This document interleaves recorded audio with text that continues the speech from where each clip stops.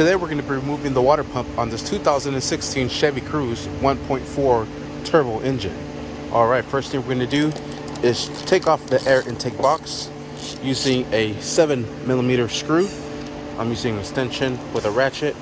I'm loosening up the piping here and this one here as well.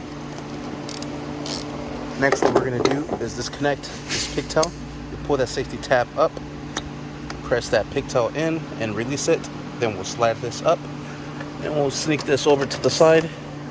Then we'll grab our induction pipe here, disconnect it and disconnect it, set that over to the side. Next, what we're going to do is grab our air box, lift up, and then we'll set this over to the side. And that exposes so much more room here. Next, what we're going to do is remove this motor mount. I have a jack there so we can support the engine. So let's move that jack right underneath the engine. Alright, and I'm going to remove that plate so that way we have a nice flat surface. Alright, there isn't much room, but we're just going to lift up the jack to where it supports the engine up a little bit, right next to the exhaust. Alright, using a 15mm socket, we'll loosen up these bolts here holding the motor mount bracket.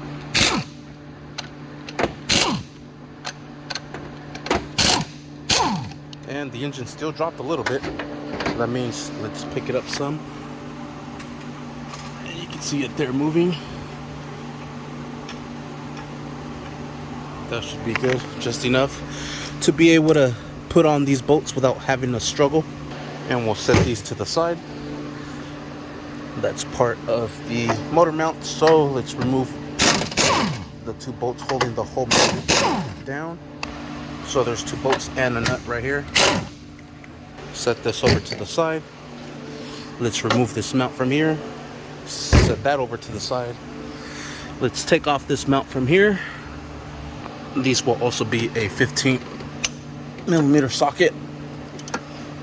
Oh, that is tight. Another one here. And I believe there's two more. Not sure. We'll see right now. Alright, I was able to remove one. This one is hitting the frame. And it looks like maybe there's just one more instead of two. Yeah, one more. Straight down right there where you see my dump down there. There's one more bolt down in here. So we'll break that one loose. Careful with your knuckles. Don't hit them on that spring right there. And now everything is coming off, so let's remove that bolt from there and the whole bracket should be able to slide up. Alrighty, here comes the bracket. And we'll set this over to the side. Oh, the bolts are getting it stuck. Alright, set that over to the side. That one goes right here. And now we have access to everything. So let's remove this belt from the tensioner here. Alright, and I'm going to be using a 12-point 7/16. This is 6-point, 12-point. This is the difference right here. 6 points, 12 points. For this one right here, we need a 12-point because it's like a torque head. Oh man. And we're actually going to be pulling our way. Oh my gosh. It does not want to move. The whole engine's moving. Alright, I got myself a bigger wrench or a bigger ratchet. 3/8 instead of a quarter. Gonna need both hands so I can take that belt from there. Alright, and just before I take it off all the way, just remember how this belt goes. It goes loop from the alternator to the water pump to the AC compressor, down towards the bottom to the crank, around this tensioner pulley, back to the alternator. Okay, let's take it off now. Hopefully we don't mess this up. Let's set this over to the side now. Next, what we're going to do is try to remove these bolts from here. Maybe you should have done that with the belt on there. If anything, we could probably hold it from here. But we have to remove this pulley in order to get to the bolts to the pump itself. Alright, so this is going to be a 3/8 12-point. To loosen up the bolts here, This is going to be fun right here. So I brought me a fun tool. Hopefully this works. Fingers crossed.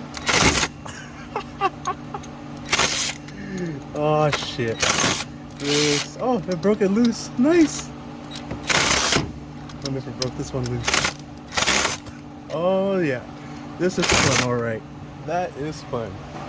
Alright, I grabbed a crescent wrench just to help me out. Let's see if we could break these loose. I'm gonna need my other hand to hold that crescent. Alright, and that seemed to do the trick. I was able to get all of them off. Now this pulley's gonna come out. And there we have it. And we'll set that to the side. And here is our water pump. Messy little thing. Alright, using a flathead or maybe an 8mm, let's remove this hose clamp. Alright, and I am using an 8mm to loosen this up. Let's put something underneath because it is going to rain some coolant. Alright, let's move that hose clamp over to the side. See if we can break this loose. If not, we'll use some pliers. Ooh, let's see if we can get them in there. Try to wiggle that back and forth. Break that seal loose. And if no luck, we could also use a trim tool removal and just stick it right at the end of the hose. Just move it all the way around. Hopefully we're able to get this sucker off. And just work it out. You could also wiggle the hose up and down as you're pressing it out. There we have it. And it looks like I got it on the camera. Then we'll just stick this hose up here like so it doesn't leak. Oh yeah, it's all over the camera. Sorry guys. Squirted. Alright, there it is. All better now. Next, what we're going to do is let's loosen up this one here as well with the 7mm. Loosen this up so we'll be able to turn this the opposite way. There is a pigtail we have to disconnect here. Looks like you have to pull on this tab up. Yep. And still pull up. There we have it. Boom, boom, boom, boom. We could disconnect this from here. This is the thermostat housing. Looks like there's a hose here and a connector here. So there's 3 bolts holding that housing together. I might just take that off. I was just looking at this and probably not gonna happen. There's like no room to get a tool in there. So let's take off this hose here and then just wiggle this out. Come on. There's more coolant shooting out. And just bring this upwards so coolant will stop falling out. Just like so. Alright.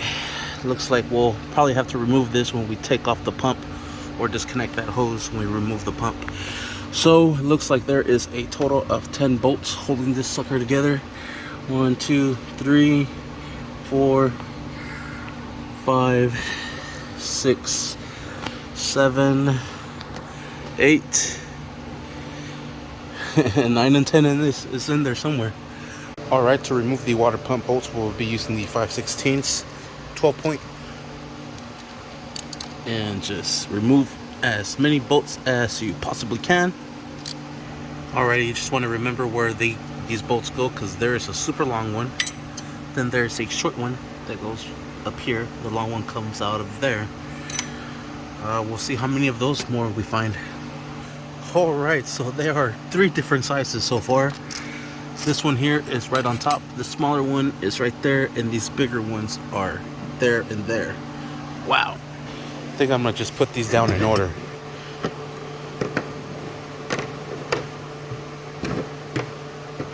Like that. Jesus. Alright, and there's all 10 bolts. 3, 4, 5, 6, 7, 8, 9, and 10. Let's see if this comes off now. Oh.